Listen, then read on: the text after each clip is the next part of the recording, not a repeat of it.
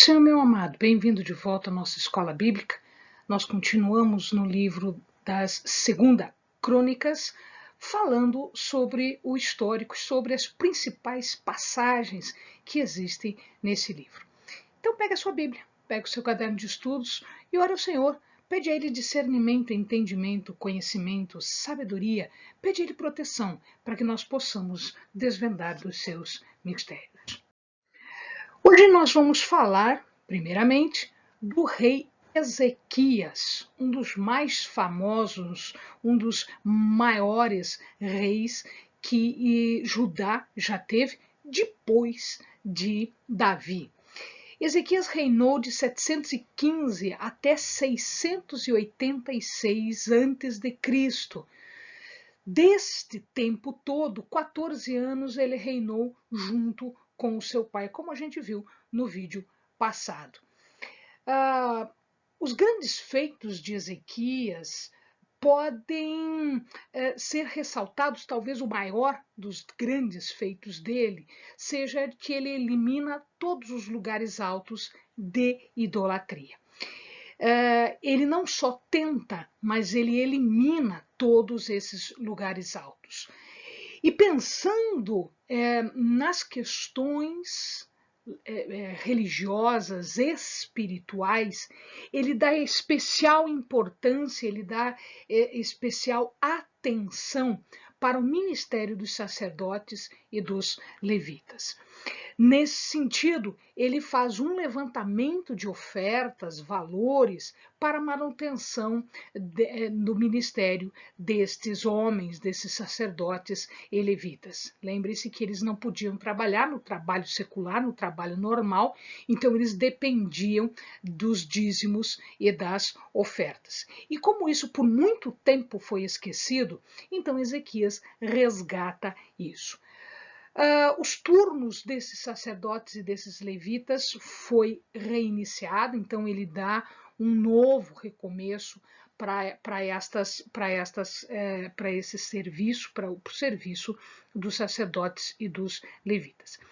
E eles então são instados, né? Ezequias pede para que eles façam a reconsagração do templo. Por muito tempo, o templo foi deixado de lado, foi esquecido, a casa do Senhor foi esquecida. Então Ezequias pede que eles façam uma limpeza interna e que eles reconsagrem. E aí eles fizeram isso, tanto dentro do templo, porque ele havia sido maculado, eles colocaram coisas lá dentro, ídolos, altares, enfim. Isso foi tudo limpo, foi reconsagrado, o seu interior e também os arredores, tudo em volta foi reconsagrado. Então, nesta forma, já havia possibilidade de celebrar-se a Páscoa. Há muito tempo a Páscoa não era celebrada. Então, essa foi uma das grandes, esta foi uma das maiores celebrações da Páscoa. E Ezequias fez uma coisa interessante, ele não convida apenas os judeus para isso, ele convida todos, de todas as tribos, de todos os lugares do reino de Israel, do reino de Judá, eles são convidados. E aí ele dá essa possibilidade para que todos venham até Jerusalém e façam as comemorações da Páscoa. Foi uma grande Páscoa, foi uma grande festividade. E praticamente todas as tribos de Israel comparecem a esta Páscoa. E, portanto, representantes de quase todas as tribos comparecem. Como ele havia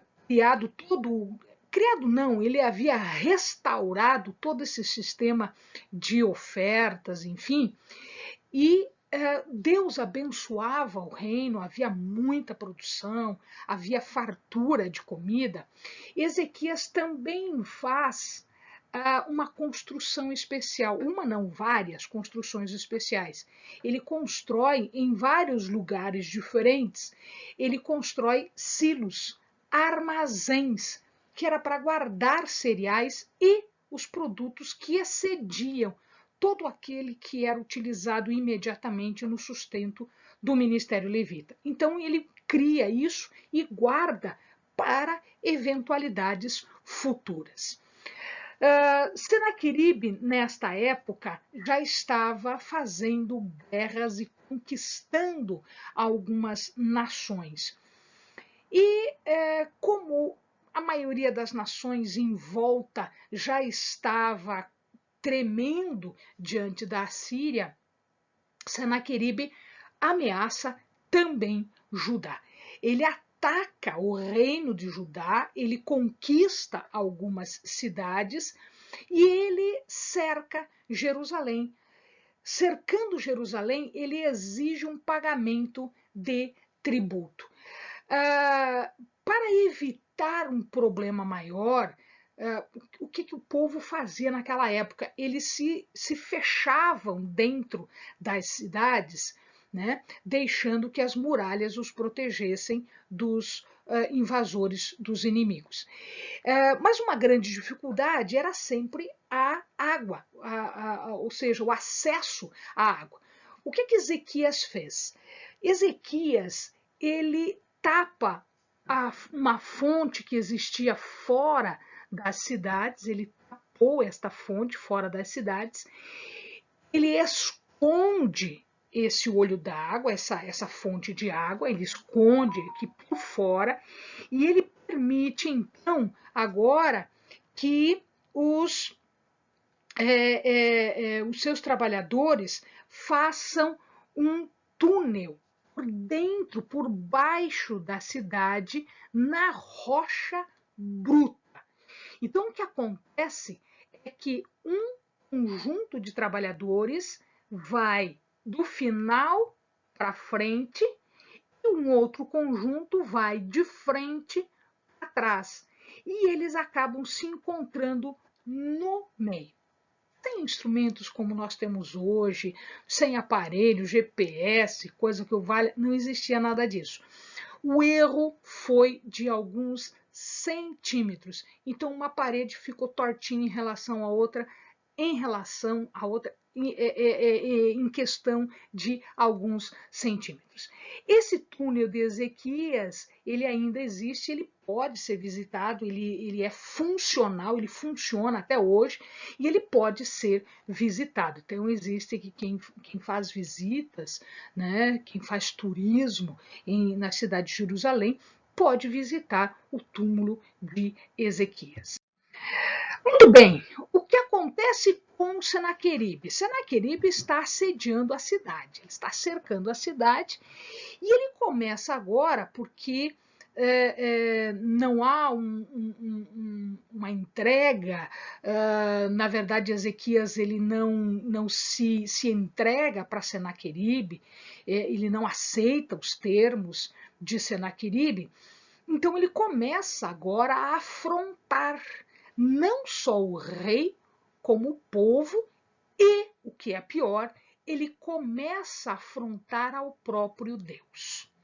Então ele manda carta, ele manda o chefe do seu exército falando, criticando, dizendo que ele é o tal, o poderoso, que ele conquistou, que não existe Deus que possa se comparar aos deuses e à força, o poder que ele tem. Ele zomba de Deus.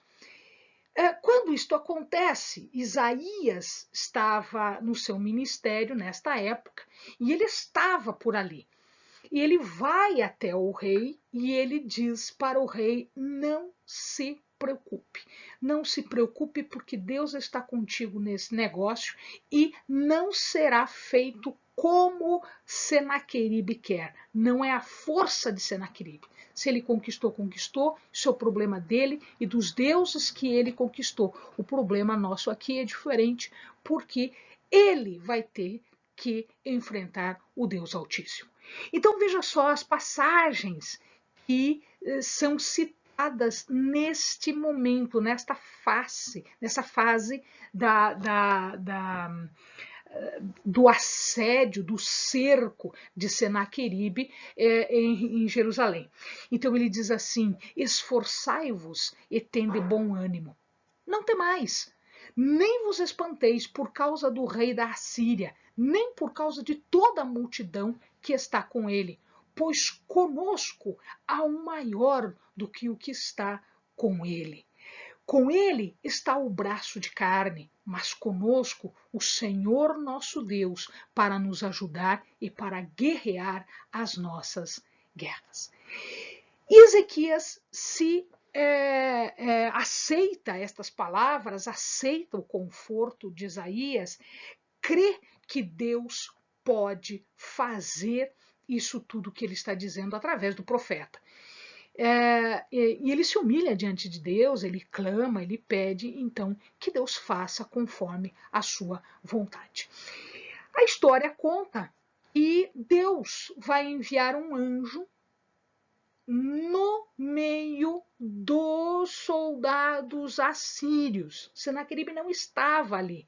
Senaqueribe estava ainda vindo para Jerusalém. Ele queria chegar em Jerusalém quando tudo já estivesse feito, ele queria entrar triunfante em Jerusalém. Isso não acontece. Um anjo do Senhor vai até o exército e numa noite aniquila, mata 185 mil soldados assírios. Esta era parte da força que estava com Senaqueribe. Para os olhos humanos era demais, para os olhos humanos não tinha como escapar disso. Já haviam conquistado outras cidades, já haviam matado muita gente, já haviam feito muita coisa. Entretanto, eles não estavam lutando com homens, eles não estavam lutando com simples mortais. O que acontecia aqui é que eles estavam afrontando o Deus Altíssimo. E o Deus Altíssimo manda um anjo. E com um anjo ele destrói toda aquela arrogância, toda aquela força de Senaqueribe. Senaqueribe fica quieto e sem ter o que fazer, ele volta à sua terra e num determinado dia em que ele estava no templo dos seus deuses, fazendo os rituais típicos lá da sua religião, da sua religião pagã, o que acontece é que os seus filhos vêm até ele e o assassinam. Os filhos de Senaqueribe matam o pai dentro do templo. Isto para fechar, então, toda aquela arrogância, todo aquele orgulho, toda aquela afronta que ele tinha feito diante de Deus. Então, ele recebe esta paga por essa sua atitude impensada. Ezequias, logo depois disso tudo, ele adoece. E a doença dele era uma doença para a morte. Ele foi visitado de novo por Isaías, e Isaías diz que a sua doença é a doença para a morte. E Ezequias, então, fica muito triste. E ele ora ao Senhor, ele se humilha ao Senhor e ele diz a Deus: Senhor, lembra-te de tudo que eu tenho feito, de toda a pureza de coração com que eu tenho te adorado, te louvado e confiado em ti.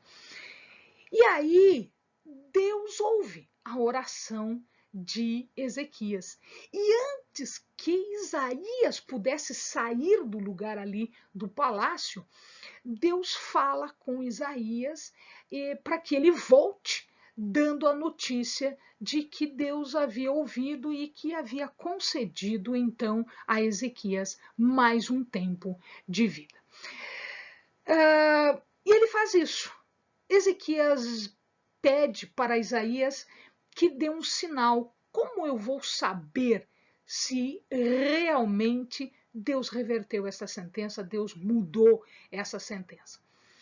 Aí Isaías pergunta para o rei: o que você quer como sinal? Você quer que a sombra do relógio adiante 10 graus ou que ele atrase 10 graus?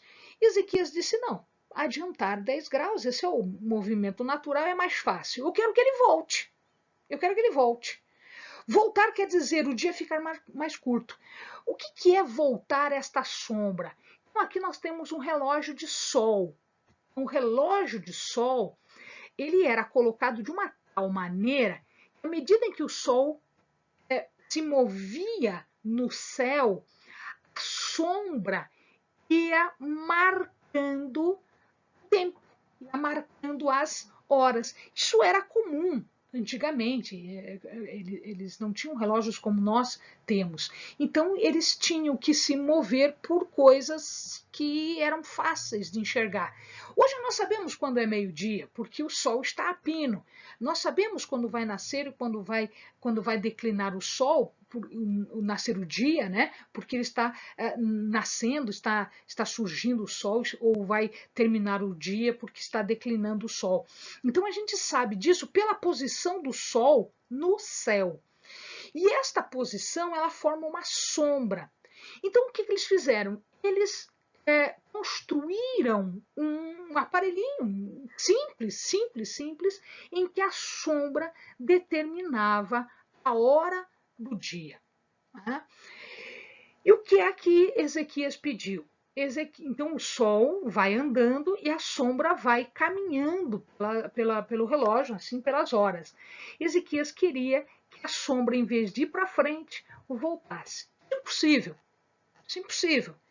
Para isso acontecer, a Terra e o Sol eles têm que voltar uma trajetória. Né?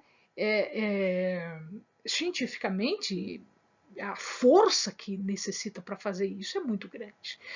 Tá? E Deus fez. Porque a força de Deus é suficiente para isso e muitíssimo mais. Aliás, foi Ele que criou tudo isso. Então, não temos que falar, né, se era difícil, se era fácil. Aconteceu.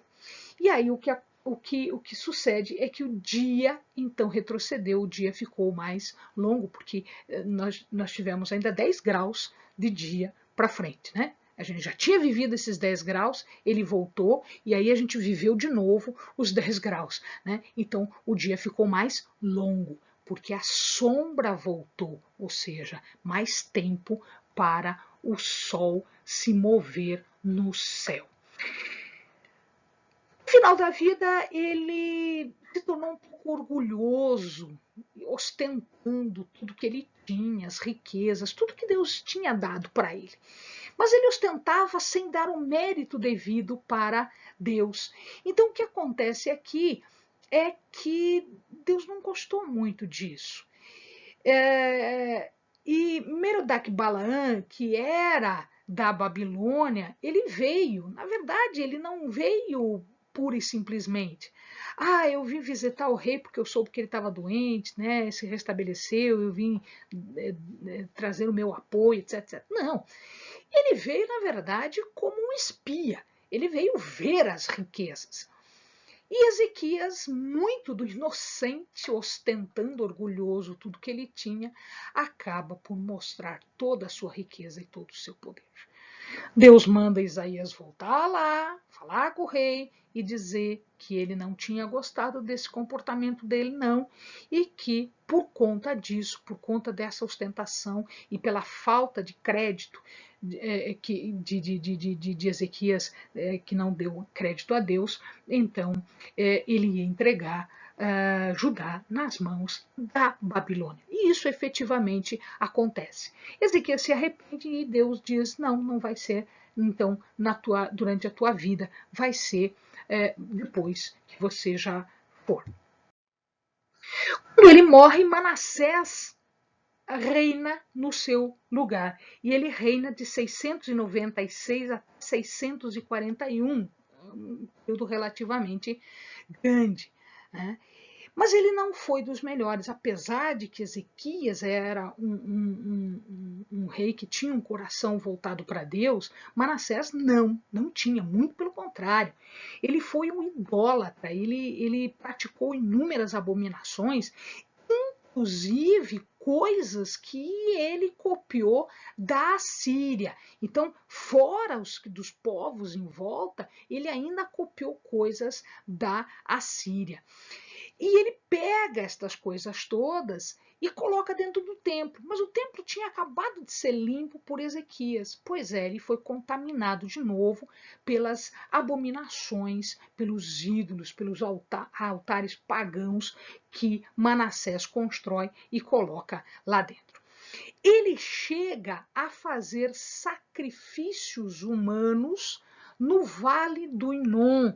Então, só para o amado ter uma ideia, aqui nós temos alguns vales, aqui, né, do Cedron, o Vale do Tiropion e o Vale do Inom. O Vale do Inom é esse aqui, ó. O Monte Sião está aqui, né, e o templo estava aqui.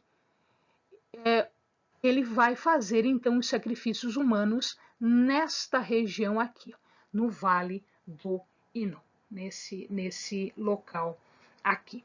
Né? Deus, óbvio, não gostou nada disso e ele manda então os assírios que conquista o povo, conquista inclusive a família real, né? O rei, ele é levado cativo para a Babilônia, ele vai para lá, e lá na Babilônia, sofrendo o cativeiro, sofrendo então o castigo pelo que ele tinha feito, ele toma consciência do que fez errado, ele se arrepende e Deus então permite que ele volte para Jerusalém. Então ele é libertado para voltar a Jerusalém.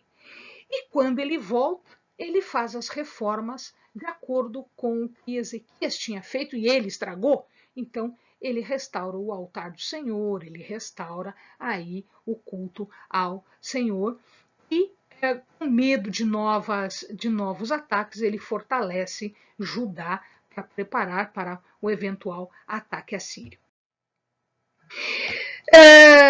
Amon foi o sucessor de Manassés e Manassés, quando ele morre, ele não é enterrado nos templos reais. Por quê? Porque ele foi idólatra, inclusive ele fez sacrifícios humanos. Apesar de que no final ele se arrepende, mas mesmo assim ele não é enterrado no túmulo dos reis. Tá?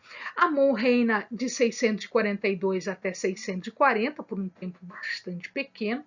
Ele também foi idólatra, seguiu os passos do seu pai no início, né, quando Manassés era idólatra, e ele não segue adiante porque ele é assassinado. Amém, amados? Bons estudos!